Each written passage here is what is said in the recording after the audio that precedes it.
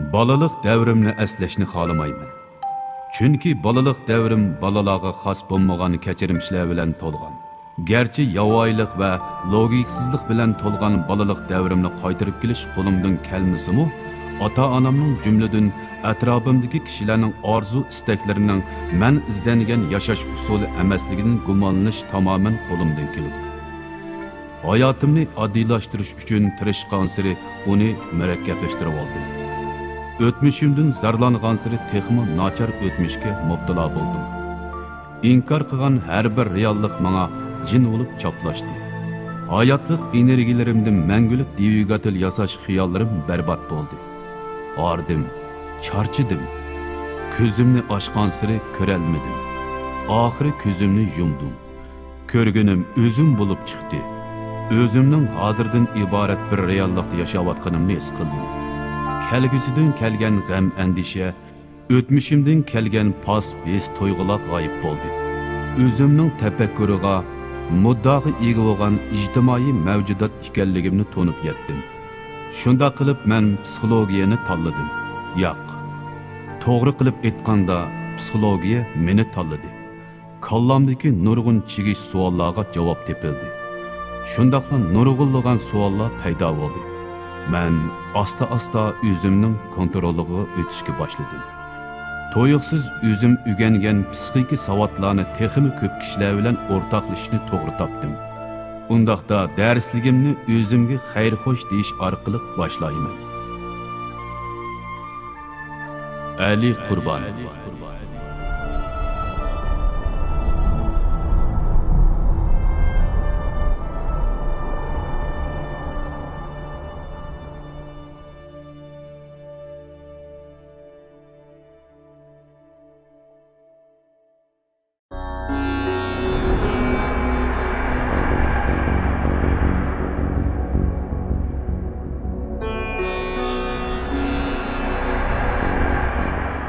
Yaxshimisiz savatdoshlar. Bugun men sizlarga so'zlamoqchi bo'lganim psixologiyadagi qilmishizmchilik nazariyasi, qilmishizmchilik nazariyasi. Qilmishizmchilik nazariyasi nima tushuntirdi degan vaqtda odamda, ba'zi odamlarda shakllanib qolgan odatlarni, qiliqlarni, harakatlarni, mayli nachar bo'lsin, mayli ijobiy qiliqlarning qanday bo'lib shakllanganligini, bu qiliqlarni qanday qilib kuchaytirib, qanday qilib ojizlashtirganligini tushunib o'tamiz. Ham bu darsda agar to'g'ri tushungan vaqtda bolalarning kichik vaqtdan boshlab ota-ona o'zi xohlagan yoki bo'lmasa to'g'ri bo'lgan ba'zi aktiv ijobiy bo'lgan qiliqlarni shakllantirishga foyda bor.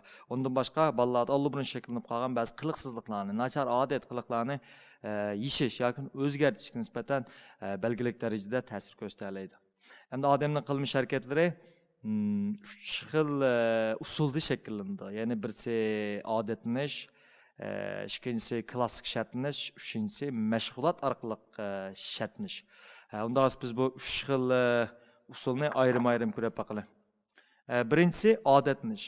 Odatlanish degan nima? Odatlanish deganimiz ma'lum bir yot harakatning yoki yot shayning bizga ko'rinish qatim sonining eshib berishiga ergashib, yoki bizning uni qilish qatim sonimizning eshib berishiga ergashib, u bizga bir tunish bo'lgan narsaga aylanish. Yoki bo'lmasa, aslida bizning tunish bo'lgan muhitimizda yo'q bir narsa tunji qatim kelgan vaqtda bizga g'alati ko'rindi, ammo u takrorlanish jarayonida yana bizning tunish bo'lgan muhitimiz ishiga kirib ketadi. U bizning tunish bo'lgan muhitimiz kirgan vaqt degan vaqtda u bizning odatimizga aylanib qolgan bo'ldi. Masalan, hey desam, hammanglar tunji qatim qaraysizlar. Ikkinchi qatim hey desam, bu 2, 3, 4-chi qatim bo'lganda sizlarga nisbatan bu hech qanday bir xil tuyg'u bermaydi. Balkim bema'ni tuyulishi mumkin. Demak, men tunji qatim hey degan vaqtim bilan keyingi 2, 3-chi qatim o'xshamaydi. Tunji qatim biz ma'lum o'zimizga tunish bo'lmagan, mayli ovoz g'idiqlanish bo'lsin yoki ko'rish sizimiz orqali bo'lsin yoki qiliq harakatlarimiz bo'lsin, tunji qatim bizga g'alati tuyuladi. Ammo 2, 3, 4-chi qatim takrorlanish jarayoni bo'lsa, bu bizning o'zimizga tunish bo'lgan muhit kirib ketadi-da, biz bunga tizla odatlanib qolamiz. Yoki bo'lmasa bunday faraz qilaylik, dadanglar yoki opanglar yangi televizor sotib oldi. Sizlar maktabdan qaytib, uyga kirsanglar bir televizor tug'dik. Shunlar, "Vah, televizor" deb xo'sh bo'ldinglar. Ertesi va televizor. Üçüncü günüm va televizor. Dördüncü günüm va televizor demeyende. Neymiş kalsa tuncu günü bu televizor bizge yeni şey, biz hayacanlandık. Ama 2, 3, 4. gün çözse, o bizge tekrarlanışa, kürüş sizimiz arkalı tekrarlanışa, bu bizge adetlenip ketke hesaplandı. Biz bunu adetini işleyemiz. Çünkü televizor bu kadar bizge tunuş boğan muhit şekir ketdi. Hareketlerim şunda buldu. Bazı adamdık hareketler tunç ketim çıkan vakta galit duyuldu. Keyin ço degende o tunuş. Mesela şopurluk öğrengen vakta nurga adamlar şopurluk öğrenişten burun tunç ketim maşin çıkan vakta hayacanlandı mesela. Ciddileşti. Rol tutkanda olsun yoki xot sağgan vaqt ciddileşti. Ama bu heydavri jarayan çöse bu adam o hareketga allı burun adetlenip buldu. O adetlenip bolgan diken onu xotni anın salman demismi? Qulu da tabiila, xotni yötkeş narsaları intayin tabiiy holatga yoki rolni qandaq burash bu tabiiy holatga kirib ketgan gap. Yoki bo'lmasa, sizlar tunji qatim uyingga qaytish yo'lida yoki ma'lum bir yerga tunji qatim borgan vaqtda chuqum shu joyga sizlarni boshlab boradigan vakil xarakterli jismlar qarab olsizlar. Bu yerda eriq bormi, bu yerda daraxt bormi, bu yoqda yo'l bor, oyoq qorilman deb. Ammo 2, 3, 4, 5 qatim bo'lgan degan vaqtda sizlar uning atrofidagi muhitga zang sanmay turib bora olasizlar. Boshqa narsani xiyol qilib turib mo'yga bora olasizlar. Nima ish qilsa, bu takrorlanish jarayonida atrofdagi shay'i sizlarga tunish bo'lgan muhit qaynab ketgan. Undan buni biz turmushimizdan qanday qiyalatni izlaymiz. Biz ballarni qilaylik. Bir ota-ona balasiga bir chayliq o'yin chiqib berdi. Bu bal degan shundoq o'ynaydi. Hech nima bilan kari yo'q. Tomoq yemay o'ynaydi. Ertasi o'ynash mumkin, o'g'illiki. Ama 4, 5, 6. kunlarcha bu oyunchiqni ya tashlab ketish mumkin yoki o'ynamas mumkin. Nima ish qilsa, bola tunji qatim bu oyunchiq ko'rgan vaqtda uning tunish bo'lgan muhitida bunday oyunchiq bo'lmaganlik uchun bola bir xil hayajonlandi. Ammo 2, 3, 4 qatim cho'sa bu oyunchiq uning allibirin o'zining muhit ishiga kirib ketganligi uchun buningdan hech qanday hayajonlanmaydigan. Shunga bu xil odat hech qanday narsa bo'lsa, tunji qatim bu yot narsa, ammo takror jarayonda bizga o'xshash muhit kirib ketgan. Unda arayallar o'tirisidagi munosabat qanday bo'ldi? Har qanday ayolning ham to'y qilish jarayonida u tunji qatim kurashgan vaqtda yoki dastlabki mezgillarda intayin bir xil bir-birisiga nisbatan qizg'in muhabbat yoki hissiyot ichida yashaydi. Nima ish qilsa? Chunki er ayollar bir-birisiga nisbatan tunji qatim o'xshamagan muhitda. Ularga nisbatan shiklisi bir xil g'idiqlik uchun muhit yoki bo'lmasa bir xil qiziqish tuyg'usini beradigan bir xil yot muhit hisoblandi. Shun bularda bir-birisiga intayin cho'nqur qiziqish shakllandi. Ammo kurshavergandikincha to'y qilgandikincha, bir uyda turavergandikincha, albatta qarshi taraf, yan bir tarafga nisbatan olli burun odatga aylanib qolgan bir muhit qaynab qoldi. Bunday vaqtlarda bularda hissiyotning tuvalishi bu tabiiy ahvol hisoblanadi. Shunday qilgan ayollar bu nuqtadan tushunmaganlik uchun ba'zi ayollar masalan yo'ldoshim men burunqidek muomala qilmaydigan bo'ldi, burunqidek qizg'in muomala qilmaydigan bo'ldi deb o'ylaydi. Amaliyotda bu psixologiyadagi bu bir yuzlanish, bu bir tabiiy taraqqiyot bo'ladi. Uning burunqiga o'xshab qizg'in bo'lib ketishi mumkin bo'lmaydi. Nima ish qilsa, tunji qatim vaqtda u ayol yoki yo'ldoshi uning nisbatan bir yot muhitda. Bunda vaqtda xuddi kichik bola o'yinchiq ajoyib qiziqib ketgandek, uning butun diqqat nazarini beradi yoki butun kuyinishni beradi. Ammo vaqtning suzalgan siri cho'sa, qarshi taraf bir-birisiga nisbatan tunish bo'lgan muhitga kiradigan gap. Bu odatlanishning arayollar o'tirishi. Shu arayollar o'tirisidagi nikohning hissiyotning o'ziga asoslanib bu nikoh turmushini davomlashtirman desa bu mumkin bo'lmaydi. Hissiyot orqali nikoh qurilish mumkin, ammo mas'uliyat orqali bu nikoh eng oxir davomlashadi. Hargiz hissiyot orqali men davomlashtirman desa, bunday nikohlarning ko'pinchisi chuqum belgilik darajada qiyinchilikqa yoki bo'lmasa tushunmaslik yuz bergan gap. Biz buni odatlanib deymiz, odatlanish deymiz.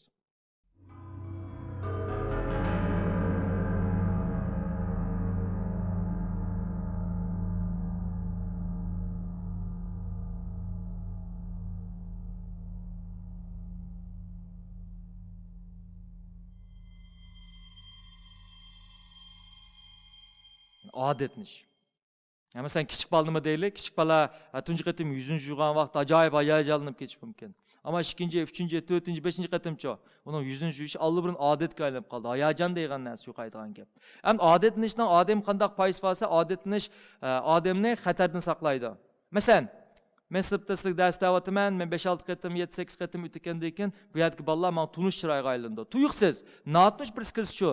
Meni diqqatim butun silidan dal shu muhitga natmış bo'lgan shu odamga tushadigan gap. Men bu odamni kuzdiman. Bu odam men xatar yetkazammi, yetkazmamdi. Agar u men xatar yetkazsa, men darhol uningda o'zimni aqchiman. Agar xatar yetkazmasa, tunji kuni uningga qiziqaman, ikkinchi, uchinchi, to'rtinchi kunlar chulsa, u mu sizlarning mush aranglar kirgitida bizning muhitimiz kirib ketgan bo'ldi. Shunga bu xil odatnish odamni nurg'ulgan xatarlardan saqlaydi. Yoki o'y ketib borsizlar. Tuyuqsiz uyanning yenda aslida yo'q bo'lgan ma'lum bir narsa tiklanib qoldi masalan yoki tumir shatka yoki bo'lmasa sizlarga natnush bo'lgan bir jism paydo bo'lib qolgan bo'lsa, sizlar tunish muhitdan darhol shu muhit ishidagi sizlarga natnush bo'lgan muhitga sizlar diqqat qilsizlar. Bu vaqtda yuksak darajada diqqat qilsizlar. Uning sizlarga bo'lgan xatini olib chiqsizlar. Agar xatarlik bo'lsa, uningdan o'zinglar qilsa yoki uningga belgili tadbir qo'llansa, xatarlik bo'lmasa, u mu kunlavrish jarayonida sizning muhitingiz aylanib ketadi. Odatlanish. İkinci klassik şartlanış. Endi klassik şartlanışda biz ekran qarab baqayli. Ekran diqqat qilsak, oyada bir qo'ng'iroq bor. Oyada bir ishit bor. Qo'ng'iroq jiringlatgan vaqtda ishitda hech qanday inkas bo'lmaydi yoki sho'lga yoqmaydi. Inkas bo'lishi mumkin, qarish mumkin, ammo ishitda sho'lga yoqish yuz bermaydi. Ikkinchi rasm. Qo'ng'iroq bor, go'sht bor. So'ngdan go'shtni ko'rgan vaqtda ishitda sho'lga yoqish boshlaydi. Qo'ng'iroq jiringlatimiz. So'ngdan go'shtni ko'rib, ishda sho'lga yiqish yuz berdi. Biroq bu go'sht bilan biz qo'ng'iroqni birlashtirib etdik. Ikkinchi, uchinchi, to'rtinchi qatim qildik. Eng oxirgi rasmda cho'lsa, go'shtni ilib etiblar, qo'ng'iroq jiringlatdik, ishda sho'lga yiqishga boshladi. Biz buni klassik shartlash deymiz. Yana bir qatim deyman, ha? Avval qo'ng'iroq jiringlatgan, ishda hech qanday sho'lga yaslanmagan. Ammo ikkinchi, uchinchi, to'rtinchi qatim biz qo'ng'iroqni nim bilan birlashtirdik degan vaqtda go'sht bilan birlashtirdik. Ya'ni go'shtni qo'ydik, sho'lga yoqdik, qo'ng'iroq jiringlatdik, go'shtni qo'ydik, qo'ng'iroq jiringlatdik, go'shtni qo'ydik, qo'ng'iroq jiringlatdik. Eng oxirgi cho'si go'shtni ilib etib qo'ng'iroq jiringlatsak, ishda sho'lga yiqish boshladi. Unda esa ishdan sho'lga naqizayotgan narsa qo'ng'iroqmi yoki go'shtmi degan vaqtda amaliyoti go'sht. Go'sht bevosita g'idiqlovchi hisoblandi. Ammo vasılı gıdıqlıqsı qaysi edsə, qo'ng'iroq. Ən axırda go'shtni ilib etsekmi, ishda sho'lga yiqish başladı. Biz buni klassik shartlash deymiz. Buni psixolog Ivan Pavlo tajriba etib bo'lgan. Shunga bu xil tajribani, bu xil shartlanishni biz nimalarga yo'tkab tushundiramiz degan vaqtda odamlarda shakllanib qolgan ma'lum narsalardan qo'rqish. Ma'lum narsalarni yaxshi ko'radigan, ma'lum narsalardan bezor bo'lish odatlarni biz klassik shartlanish orqali tushundiramiz. Unda buni qanday tushundiramiz? Unda esa ishning bu xil tajribasi cho'qim yodingda bo'lsin, men buni yili boshqa narsalarga yo'tkayman. Unda men bir qatim so'rab o'tay sizdan. Bevosita g'idiqlovchi qo'ng'iroqmi, go'shtmi? Bu yerda bevosita g'idiqlovchi albatta nima? Go'sht, to'g'ri? Vositali g'idiqlovchi bo'lsa qo'ng'iroq. Ammo vaqtning o'tishi bilan nimaga shartlandi desa, qo'ng'iroq shartlanib qoldi. Shunga go'shtni ilib etsakmi, qo'ng'iroq jiringlatsakmi, ishda sho'lga yiqish boshladi. Unda esa biz ikkinchi rasm ko'rib baqaylik, ha? Buni psixolog Torundayk etgan bir tajriba. Ya'ni kichik robot tajribasi deb qaraymiz. Kichik robot tajribasi qanday qilib berilgan desa, kichik robotga nihoyatda chiroyli to'shqandan birini qo'ygan.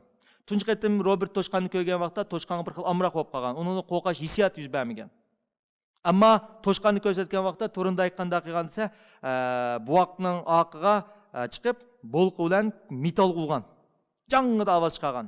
Chunki insonning tug'ma qo'rqishi, birisi ullik ovozdan tug'ma qo'rqaydi, yana birisi qo'ldan siyrilib chiqib ketishdan qo'rqaydi. Bu tug'ma qo'rqash ham deb. Yana birisi jilondan tug'ma qo'rqaydi. Qolgan narsadan qo'rqashdan ham shartlanib qolgan deb qaraymiz. Unda bo'lsa, Robert to'shqanni ko'rdi, bolqi bilan metal urildi. Robot yana to'shqanni ko'rdi, metal bilan bolqi urildi, ullik ovoz qo'rqdi. Eng oxirida bolqi bilan metal urmay turibla to'shqanni ko'rsatsa, robotda qo'rqash yuz berdi. Bu qatim garchi ovoz bo'lmasimi? Uni bevosita qo'rqash sezimini keltirib chiqarayotgan metal bilan bolqini urgan vaqtiki bu xil bevos g'idiqlovchi bo'lmasimi? To'shqanni ko'rib qo'rqib ketgan. Unda biz o'ylab baqaylik, robotning qo'rqishini keltirib chiqarayotgan narsa haqiqatanda bolqimi yoki bo'lmasa to'shqanmi degan amaliyotda bolqa bevosita keltirib chiqaruvchi. Vosita keltirib chiqaruvchi qaysi esa to'shqan. Biroq keyin bundaq narsaning 3-4 qatim takrorlanishi oqisida garchi ovozni anglamasmi, kichik robotda qo'rqash paydo bo'lgan. Tushundingizmi? Yaxshi, ha? Unda men buni mundaq tushuntirib qo'yay. Ba'zi bolalarda lag'men yemaslik shakllanib qolgan bo'lishi mumkin. Lag'menni ko'rsalam bearam bo'lgan. Biz buni psixikada mundaq tushundira olamiz. Masalan, bu bola bir kun lag'men yeyotdi. Yatqanda atası qattiq urishib ketdi, yoki bo'lmasa varanchuron qildi, ovoz chiqdi. Chunki ullik ovoz har qanday vaqtda kishilarga bir xil vahima, qo'rqinchni tug'im paydo qildi. Lag'mayatdi, atasi urishib ketdi. Lag'mayatdi, atasi urishib ketdi. Keyin atasi bo'lmasimi, urishmisimi, bu balda lag'may esa biyaram bilash yoki qo'rqash paydo bo'ldi. Qo'rqash gerçi bivos qo'rqib ketmasmi, lag'man deblam. Ammo uningda lag'mandan bezor bo'lish shaklda qoldi. Yoki bo'lmasa bu bola suiqashyapti. Tuyuqsiz atanız uruşdu. İkinci gün suiqashgandim atanız uruşib qolgan bo'lsa, unda olsa bu balda keyincha nimadan bezor bo'lish kelib chiqish mumkinsa, suiqashdi. Bu kutish qo'yamdi. Yoki bo'lmasa yana biz misol keltiraylik. Nurg'un bolalarning nima ishqa kitob ko'rishni yaxshi ko'rmasligi. Kitobni ko'rsil besh og'riydi, kitobni ko'rsil besh og'riydi, kitobni ko'rsla uningda beyaramlik his qiladi. Yoki bo'lmasa sinf qibosida beyaramlik his qildi. Bu qanday ahvoldan yuz berdi? Biz buni bundoq tushuntiramiz. Bir bola kitap küratib, ma'lum narsani tushunmadi. Tushunmagan vaqtda bu bolani o'qituvchisi yoki bo'lmasa ota-onasi tilgan bo'lsa, ayblagan bo'lsa, "Mushuni bilmadingmi?" dedi. Kitap. "Mushuni bilmadingmi?" dedi. Bu bir odamni ayblashning o'zi odam beyaramlik tuyg'u paydo qiladi. Bu bola ota-onasining ayblashini kitob bilan bog'lab oldi. Mana shunday aytgan vaqtda, "Ma kitob qo'ng'iroq hisoblandi." Ota-onasining ayblishi bevosita uni beyaramlik paydo qilyotdi. Kitob paydo qilmagan dastlabda. Uni beyaram paydo bo'ldi. Qo'ng'iroqning o'rnida nima bo'lsa kitob. Kitobni ko'rdi, beyaram bo'ldi. Kitobni ko'rdi, tilidi, kitobni ko'rdi, tilidi. Keyin bu bolani ota-onasi tillamagan taqdirdimi? Kitobni ko'rganda beyaramlik kelib chiqdi. Shunga bolalarning o'qish qizg'inligini kim yo'q qilib mana shunda ayblashlar. Shunga bolalarning asli o'qish qizg'inligini tushuntirish orqali bilganda qizg'idi. Agar u bilmagan vaqtda ayblangan shu kundan tortibla bola qachonda kitobni ko'rsa, xuddiliqi qo'ng'iroqchasi ishdan sho'lga yoqqandek, bola kitobni ko'rsa beyaramlik tuyg'u paydo bo'ldi. Ya'ni ba'zi ayollarning yoki erlarning uyga kirish xushi yo'q. Uy kirsil beyaram bo'ldi. Uy kirsil beyaram bo'ldi. Uy kirsila uning bir xil g'alati nima deb qo'ymas bizarlik tuyg'usi paydo bo'ldi. Bu nereden kelib chiqdi? Buni muhit orqali shartni ishlaymiz. Muhit orqali shartni ishlagan nimasi? Masalan, siz bir uyga kirdingiz, bir ayol uyga kirdi, yo'ldoshi uni bilan urushib qoldi. Ko'ngli beyaram bo'ldi. Biroq bu vaqtda bevos beyaramlik keltirayotgan nima bo'lsa yo'ldoshi. Ammo bu ayol shu uyda muhit qaraydi. Televizor qaraydi, turist qaraydi. Qaramayman deb qarama. Chunki ko'zini jumbilab urishmaydi da yo'ldoshi bilan. Urushdi, ko'zi muhitni ko'rdi, urushdi, ko'zi muhitni ko'rdi, urushdi, ko'zi muhitni ko'rdi. Keyin yo'ldoshidan urushmasimi, yo'ldosh bo'lmasimi, bu uyga kirsalar beyaramlik paydo bo'ldi. Erlardim shu, ayollardim shu. Shunga ba'zida böyle uydan bezor bo'lish mushunda shakllangan bo'ldi. Unda qanday qilish kerak? Menimcha uyni qayta bezash kerak. Yoki bo'lmasa bu uydan ko'chib ketishmi aqlonli. Ammo bu iqtisodiy masala hamda uyni bezitish kerak. Hech qanday bir nim paydo bo'lmasimi? Gerçekten urush bo'lmagan taqdirdami, uyni bekki pul chiqarib bezab ketmasimi, 3-4 yilda, 5 yilda degandek bir qatam uy jozilarini o'rnini almashtirib etsin bo'ldi. Agar iqtisodiyat bo'lsa, oz pul xarjlab har xil shaklda chiqarib etsin bo'ldi. Chunki bu orqali aql shartlashni yo'q qilib etgan bo'ldi. Yoki bo'lmasa odatni dedik-ku bayatın. Odatni ishtilaqa kuna vagandikan qizg'inlik qolma dedik. Buningmi foydasi bo'ldi. Chunki bu xil odatni ishtimi odam bir xil zerkish paydo bo'ldi. Ma'qul klass shartni ishtirsa beyaramlik shakllandi. Beyaramlik shakllangan vaqtda men bayatın dedim, bu o'yini ancha-muncha o'zgartirib etsa, balki mashinaga belgilik darajada foydasi bo'lishi mumkin. Klassik shartlash deymiz. Yana biz shu televiziya teatrlarini misol televiziya ilonlarini misol qilsam. Bir intayin güzel bir artist qo'lda ma'lum bir ichimlikni yoki suvni danglab chiqdi. Chiqqandan keyin tomoshabinlar suvni ko'rdi, u chiroyli kelishgan artistni ko'rdi. Go'zal narsaning har qanday odamda dopamin qo'zg'aydi. Ya'ni uning bir xil intilishni paydo qiladi. Tushunalmi? Suvni ko'rsatdi, uningda xushal tuyg'u paydo bo'ldi. Suvni ko'rsatdi, xushal tuyg'u paydo bo'ldi. Suvni ko'rsatdi, xushal tuyg'u paydo bo'ldi. Televizorda. Endi bu odam tallavozor kirgan vaqt hargiz u artist uningga suvni ko'rsatib ma'nolang demaydi. Ammo shu suvni ko'rgan vaqtlar, o setib oluvchi xaridorda darhol go'zal tuyg'u paydo bo'ldi. Dopamin qo'zg'aldi. Dopamin o'zi ashna ol deydigan bir narsani itildirib ekan. Suni ko'rgan vaqtda xuddilaqa ishning sho'lga yoqqanda kishilarning sho'lga yoqdi ekan. Amaliyot uning sho'lgini oqizayotgan narsa u ichimlik emas. Balki mash artist bo'lishi mumkin. Yakum sva kasal.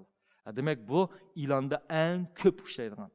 Şuna ilanlarning ko'pincha ko'rsak, nəhayət kilishga odamlarni yoki kilishga manzillarni chiqarish orqali o mahsulotga shu xaridorni bir xil shartlashni olib boradi.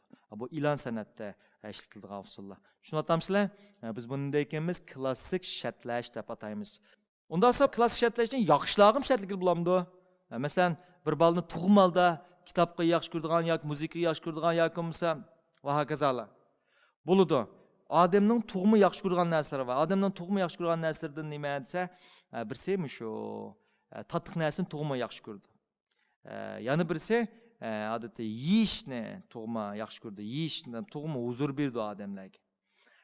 Мұш арқылық шәртлешеп басақ болды. Мәселен, бір кішік баланы, ана, мәселен, кішік баланы имітіп атқан вақта, Aşnağa kitap oxup bəsə, yoki muzika anlatıb bəsə, yoki aşnağa көзі көсіп тұрып şu nərsələrini, bala huzurlanğan nərsəgə, nərsini көsіп bəsə, hər qətim bəlkə bala kitabını görgən vaxtda onun da dəstəbdə apısını əmgən vaxtdır ki, duyğu peyda buluş mümkün. Yoki olmasa qərib işlədilən kitab qılıqı, əsəl sütüb bu yaş arqılıq.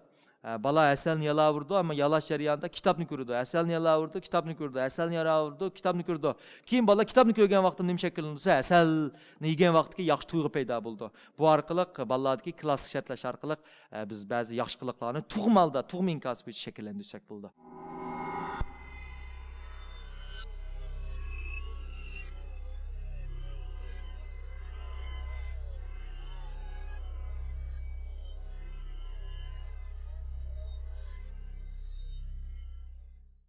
Onda olsa, mening sizlarga so'zlaydigan 3-nuqtam nima degan vaqtda mashg'ulot shartlanish. Bu mashg'ulot shartlanish oldingi qisqiga qaraganda texmi muhim. Chunki bu biz maqsadga oldi ba'zi qiliqlarni shakllantirishda bu bek muhim narsa. Asal diqqatingizni yig'imsanglar, ma'nosiga nisbatan sal qiyib ketishi yuz berishi mumkin. Onda esa mashg'ulot shartlanishni deyishdan burun men tuvandagi ma tajribani, Chashqanning tajribasini misol qilay. Chashqan tajribasida B.F. Skinner yapgan bu tajribani. Bu tajribada bir chashqanni qafasga sulab qo'ygan. Bu qafasning ichida ma'lum bir kunupka bor. Kunupkadan birsi bor. Bu kunupkani bassalar qafasning ichiga irimchikka tushdi. Shundan tunji qatim chashqanni bu qafas sulib etgan vaqtda chashqan har xil harakatlarni qilgan. Yili bu yang usib baqqan, yili bu yang usib baqqan, yili oqi usib baqqan, yili tatlab baqqan, yili chiqirab baqqan, ammo tasoddifiy mush harakatlarning ichida tasoddifiy şu oldin qo'li kunupkaga tekitib qo'yganda irimchik chiqqan. Tasoddifiy inkas. Shundan chashqanning mush irimchikni yeb bo'lgandan keyin bu kunupkani 5 qatim sanashib ketgan. Demak u hamda bayatinqi chiqirash, yoki aynaklarga tushish, yoki yalan tatlash harakatlarining hammasi shallanib, to'xtamay kunupkani 5 inkasi kuchayib ketgan. Ya'ni maqsadlik besib boshlagan. Ondan sonra tunji qatim chashqan kunupkani tasoddifiy besib qoldi. Ammo bu tasoddifiy harakatda, tasoddifiy inkasda u tuyuqsiz so'g'at qilishib qoldi. Yoki bo'lmasa ma'lum bir suyunchiga kirishib qoldi. Shu suyunchiga kirishgandan tortiblar bu boshqa harakatlarni tashlab, to'xtamay kunupka besish harakatini oshirib etdi. Unda esa endi qaysi qonun barliq keldi desa, ifkt qonuni yoki unum qonuni, ya'ni odamlar shug'ullanayotgan harakatlarning ichida yoki hayvonlar shug'ullanayotgan harakatlarning ichida ma'lum harakat uningga ma'lum bir tasoddifiy harakat, ma'lum bir harakati uningga mukofot berib qolsa, yoki shuningdan huzurlanib qolsa, yoki shuningdan suyunchi kirishib qolsa, mayli odam yoki hayvonning bu harakatni qilish qatim soni ishib ketadi. Masalan, bir kalım mo'ridi. Mo'rigandilar uningga alab yoki bidibadiq. Shuningdan bu kalida mo'rash ishib ketish mumkin. Demak, u tasoddifiy harakat qilgan, bidibadi kuchayib ketdi.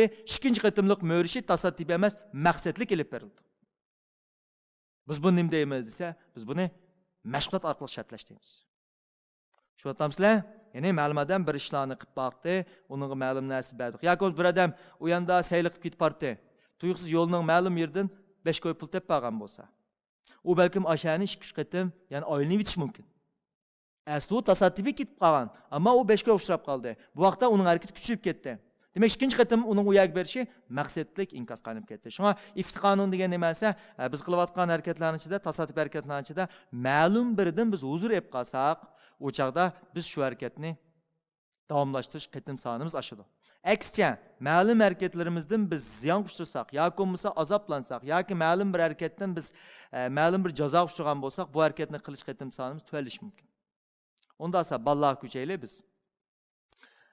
Bir bal uchun unda bo'lsa, bal degan nurg'o'shlarni qiladi, yilani qilib baqidi, ilmani qilib baqidi, ilni qilib baqidi, mishamiz tasaddibiy hareketlar. Ammo bala buning ichidagi ma'lum hareketdan suyunchi kirishib qolsa, xushal bo'lib qolsa, bu hareketni to'xtamay qiladi. Unda esa ballarning eng xushal bo'ladigan suyunchi zot nima? U hargizmi qiliqvagan alab yoki bo'lmasa chashqanvaga irimchik bo'lmasligi mumkin.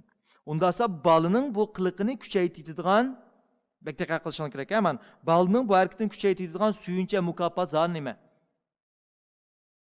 Ataning diqqati. Ata-ona balining qaysi hareketiga diqqat qilsa, uning shu hareketi kuchayib ketadi.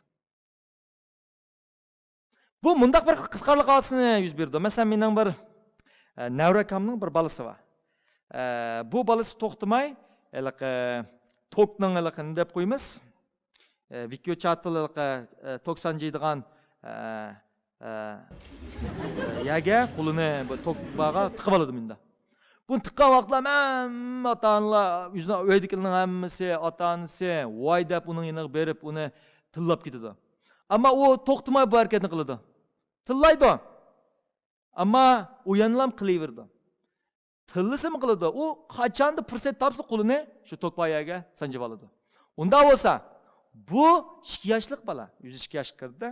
2 yoshlik bolaning bu harakatini nim kuchaytirib bordi bo'lsa, ota-onaning uningga diqqat og'dirganligi uning xushallik beradi.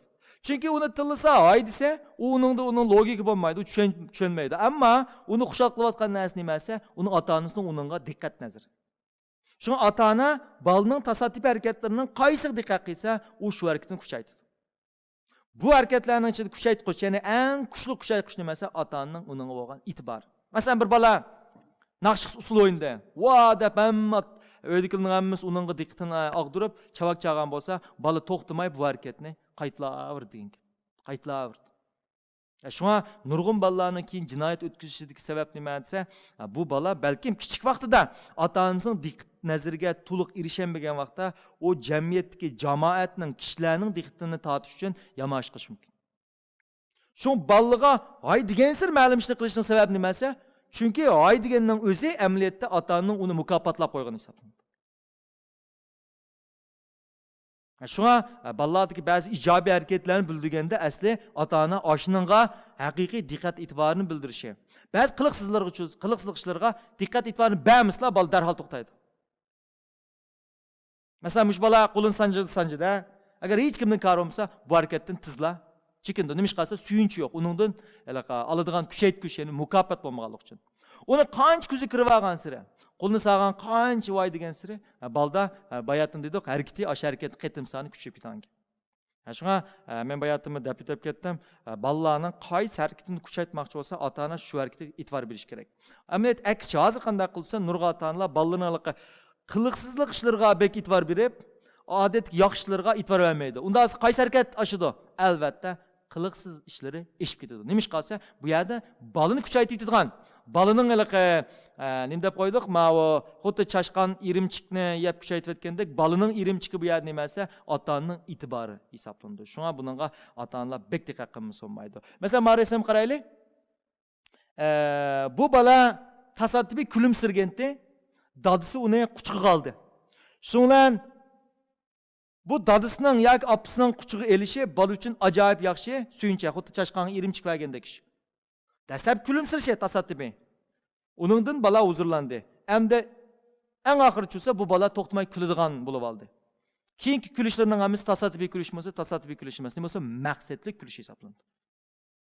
Uning harakati hargizmi tasaddibiy kulib qolganlik hisoblanmaydi. Biz buni nima deymiz? Mashg'ulot shartlash deymiz. Shunga agar bu xil shartlashni ota-onalar to'liq bilib olgan vaqtda, buni nurg'unlagan yaxshi bo'lgan bir xil natijalarni chiqarib bo'ldi. Ham shundaqla bolalarning ba'zi qiliqsiz harakatlarini tabiiy to'sib etkil bo'ldi. Unda biz yig'inchoqladik.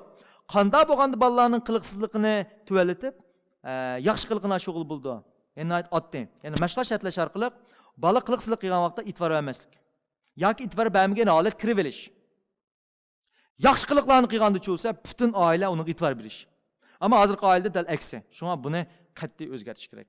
Mana shu vaqtda bizning mashg'ulot shartlash darhol o'zining rolini o'ynaydigan gap.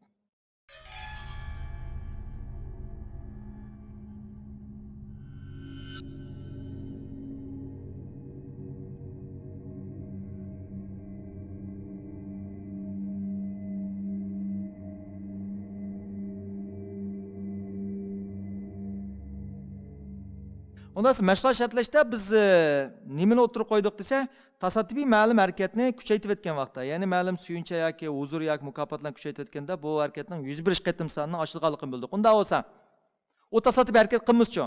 Bizning oshni tasodifiy harakatga qiyg'izg'imiz bo'lsa, masalan, sirk maydonlarida ba'zi mushuklarning to'pning ustiga chiqib olib uslo o'ynaganini ko'ramiz. Unda bu harakat qanday shakllangan? Buni hargizmi uni ko'ndaguvchi saqlab turib, qachanda mushuk ashning ustiga chiqsa, men uni mukofotlayman deb saqlab o'tolmaydi. Yoki biz bunda o'ylaylik, bir qo'yni uslo o'ynatqimiz bo'lsa-chi. Biz hargizmi o'tirib olib, qachanda mush qo'y qo'lni ko'tarib uslo o'ynasa, men uni bidiverman deb saqlab turolmaymiz. Undas qanday qilamiz?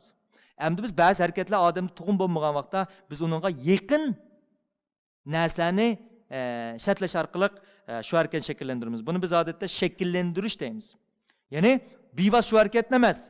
Shu harakatga yaqin harakatlarni to'xtamay kuchaytirgan vaqtda suyunchi berish orqali.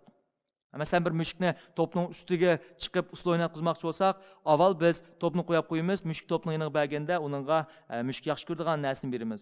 Undan keyin bag'ansi shu xil taraqqiy qildirib, eng oxirida mushuk aningdan keyin to'pning ustida o'ynagan vaqtda aningdagi uningga mukofot berish usul orqali uni shakllantiramiz. Yoki bo'lmasa bir bola kichik bir 2 yoshlik buvoqni sizlar to'nglatqini echib, sut botolkasini akkilish harakatini o'rgatmoqchi bo'lsangiz qanday qilsizlar?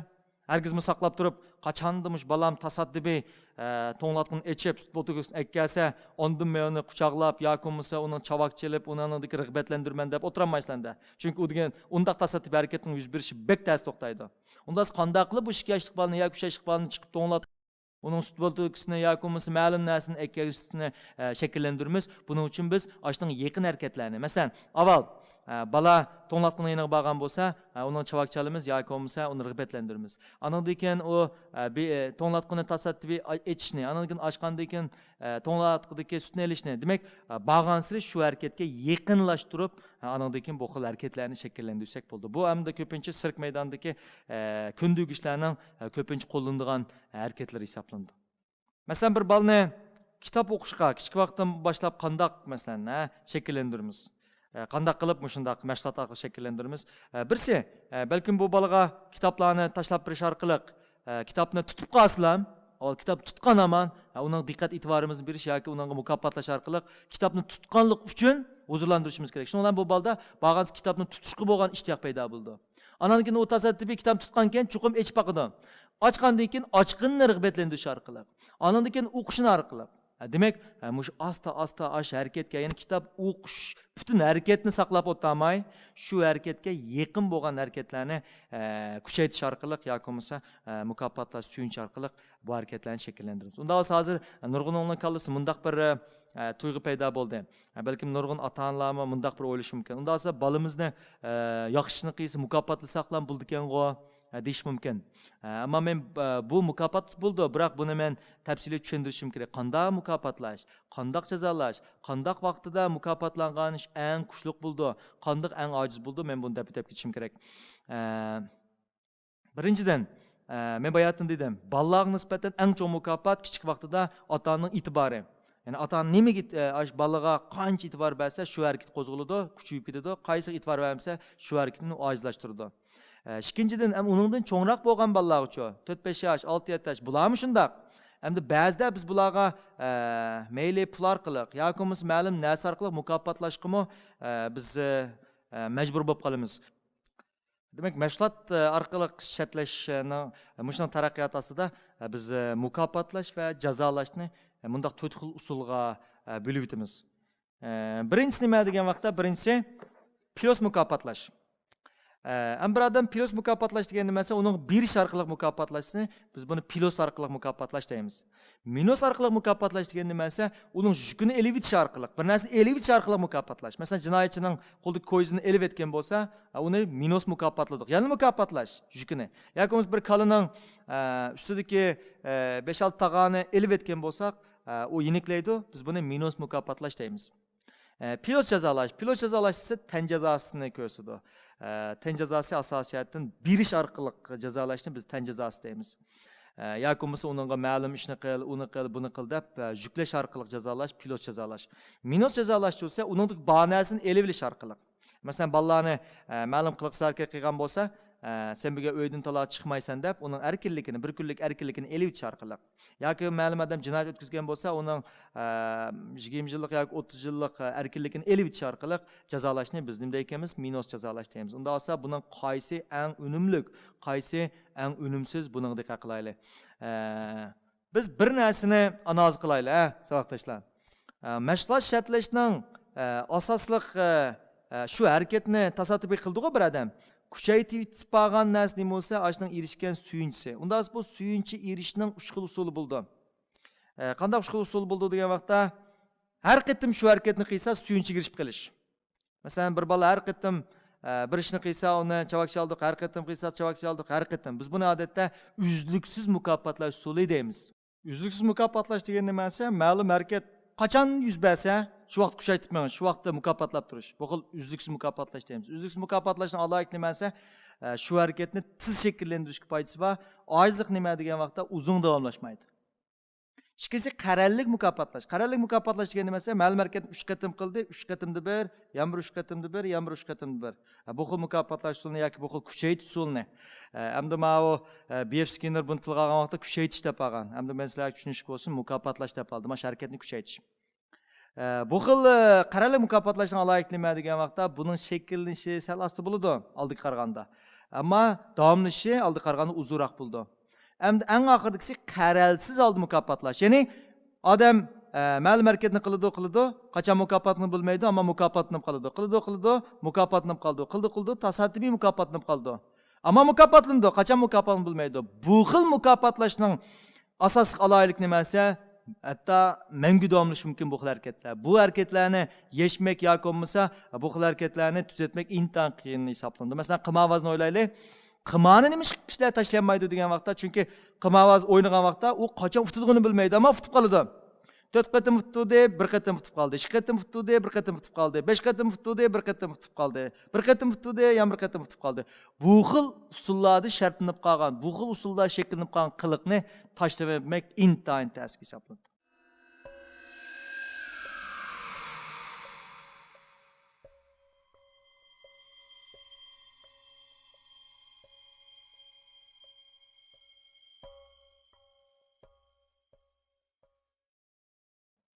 Şuna ballar mukofotlashda, uni o'zliksiz mukofotlash dastlabida yaxshilik turgan bilan, keyin bu xil mukofotlash darhol aks ta'sir berdi. Masalan, bir misol ko'rsatsam, bir buvay bor ekan, bu buvayning o'zi yolg'iz yashaydi ekan bu buvay.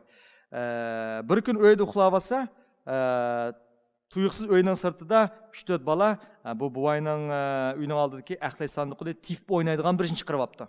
Shundan buvay buni talaga chiqib bu bolalarga munda debdi. Sizlar mushni tipinglar har qatim tepganda har kuni men sizlarga 5 yuan pul beraman degandan bolalar texim qo'shilib ketib, bu axlat sandiqini tipishni o'rganib olibdi. Bu 3 kun davomlashibdi. 3 kun bu boy bular 5 qo'yib beribdi. 4-kuni kelgan vaqtda bu boy chiqib, hozir iqtisodim sal nachar, shun sizlarga 5 qo'yib bermay, 2 qo'yib berib turay. Tip biringlar degandan bolalar sal xapulabdi buningga. Shunda bo'lsa-mu bo'pti 2 qo'yib olgandan keyin, yana tip turildi deb, bu yana bu harakatni davomlashtiribdi. 3-kun chu deganda buvay chiqib, "Balarim, meni qo'lim hozir shunda qisqa pul bermaydigandek turma, xapolmaysizmi axlat sandiqni bekorlik tip bersanglar" degandan bu balalar nima deb biz bekorlik tip ekanmiz deblar, bu axlat sandiqni tip harakatini to'xtatdi. Demek ballarni bu xil to'xtamay mukofotlaganda qanday pasiv natija kelib chiqadi bo'lsa, ballarning asli qizg'inligi, asli bir narsani yaxshi ko'rdi. Masalan, top o'ynashni asli yaxshi ko'rdi, aqliy sandiqni tepishni asli yaxshi ko'rdi. Biroq pulni ko'rgan vaqtda, mukofotning o'zi bu yaxshi ko'radigan o'yinni xizmatga aylantirib qo'ygan bo'ldi. Shunga bu mukofot azayganda bala buningdan tabiiyla chekinib ketadigan ahvollar shakllandi. Shunga balalarning ma'lum qizg'inligi nemish mukofot orqali to'lab ketdi, chunki bu mukofotni bergan vaqtda bu bala ishni o'z qizg'inligidan emas, mukofot uchun qildigan bo'lib qoldi. Qachon mukofot to'xtasa, bala shu vaqtda to'xtaydi. Chunki bir ota-onaning bir balani mangu mukofotlashi o mumkin emas. Shun qanday usulda mukofotlash eng yaxshi etsa, tasodifiy mukofotlash, qarorsiz mukofotlash, tuyuqsizlar, u umid qilmagan vaqtda, kutmagan vaqtda mukofotlash. Unda qanday xizmatchi o'zining xizmatidan zerikmaydi. Ba'zi xizmatchilar bor. Bularni maoshini jiq berib tutib qololmaydi. Nima ish qilsa bu har oyda maosh oladi, har oyda mukofotlanib turdi. Bunda vaqtlarda buning harakati darhol zerikishlik ishga kirib qoldi. Qanday xizmatchi o'zining xizmatidan hargiz voz kechib etmaydi desa, shu ishlayotgan jarayonda ma'lum yerdan qo'shimcha kirim kelib qolsa. Qachon kelganini bilmaydi, ammo qo'shimcha kirim kelib qolsa. Yoki ma'lum adam uningga pul sundurib oqish deb qo'ymizga berib qolsa, yoki biz qilayotgan tasodifiy pul kelib qolsa, bu qilayotgan ishini hargiz tashlab etmaydi. Shunga mangulik qiliq shakllantirish uchun biz qaysi xil mukofotlar usulini qo'llanamiz desa, qarorsiz holda, tasodifiy holda mukofotlanib qolsa, bu xil qiliqning davomli bu shakllanishi sal osti bo'ladi, ammo shakllanib bo'lgandikinlar bu uzun davomlashadi, mangu davomlash mumkin. Shunga biz buni qarorsiz mukofotlash deymiz. Ham jazolash, pilot jazolash. Pilot jazolash degan nima esa, pilot jazolash deganimiz biz tan jazosi berish orqali jazolash dedik. Minus jazolashni nima dedik? Uni elib itib turib jazolash dedik. Unda esa qaysi unum ko'rsatdi degan vaqtda minus jazolashni endi ozroq tavsiya qilamiz. Amaliyotda bal tarbiyalashda jazolashni qat'iy ishlatmaslik kerak. Bulapmı tan cezasını qat'iy bermesi kerak. Biz keyingi taraqqiyot psixikasini so'zlaymiz buni. Ota-onasidan to'xtamay tan jazasi yegan balada bu jazoni keyin cho'ng vaqtida yana sig'inib, yana o'zini jazolaydigan muhit yaratib oladi. Masalan, bir qiz ota-onasidan to'xtamay tayoq yegan bo'lsa, yoki jazolangan bo'lsa, bu keyin yana shu qizni jazolaydigan ma'lum bir er bilan to'y qilib qilish mumkin. Demek tan cezası. Ya olmasa bu tan cezasının özü balada ağır derecede psikikada naçarlık payda kıldı. Şuna pilot cezalashni qat'iy balalarga işletmesi gerek. Amet minus cezasını işletmesi gerek ama bazı balalarning bazı qiliqsizliklarni to'sash uchun minus cezası işletsa bo'ladi. Yani minus cezası degan nima esa, balkim balni shu kuni o'zi o'ynaydigan, yaxshi ko'rgan narsa o'ynatmaslik. Ya olmasa mag'arib allar ishlatadigan sen bugun o'ydilam o'tirsa, taloq chiqmaysan deb jazolash orqali. Demek tan jazosining sirtida minus orqali jazolashning usuli bir qadar yaxshi. Endi men shundoq bir narsani deb qo'yishim kerakki, bayotninki qarorsiz mukofotlanib qilishning qiliq shakllangan vaqtda bu xil qiliq bek davomlashdi dedik. Unda olsa, hozirgi ota-onalarning eng cho'ng xatolik nima desa, eng cho'ng ovorchilik nima desa, balla ularni intayin ma'lum narsani talab qilib yoki so'rab bizor qilib yutadi. Ya ko'miz ko'zi kirib oladi. Bu nereden şekillenip qalgansa, dal balalarning qarorsiz mukofotlanib qolganligidan. Masalan, bir bala apsiga mana aya ishdan yoki ma'lum bir narsa appa dedi. Ana yoq dedi. Appa dedi, yoq dedi. Appa dedi, yoq dedi. Appa dedi, yoq dedi. Appa dedi, yoq dedi. Appa dedi, oxiri bop deb biray dedi. Mushundaq agar bop demen apray deb qolsa, bu balada ana atını yoki anani mushkil qapsilish qitimsani bek chiqib ketadi. U bala kallasida hamon bir kun deydi-go deb o'ylaydi. Xuddi qilmavas, hamon bir kun uftiman-go deb bu harakatni davomlashtirib balımı apam men hamon bir kun deydi-go deb qapsaldigan ahvollar shakllanadi. Shunga balning talab o'tirib qo'yganda ota-ona o'ylanish kerak. Yoq desa, chuqum biroq yoq deyish kerak. Agar hadish to'g'ri kelsa, hadish kerak. Ya bo'lmasa uning shart qo'yish orqali ma'lum ishni qilgandan keyin unda mukofotlayman deb tursin bo'ladi, dopamin qo'zg'ab. Ammo yoq deblar, tursa deb qolsa, bu bola darhol hamon bir kun ota-onasining o'zining aqli muvofiq bo'lmagan, haddan oshgan, chekdan oshgan talablarga hamon unaydiq deb to'xtamay qapsaldigan ahvollar kelib chiqadi.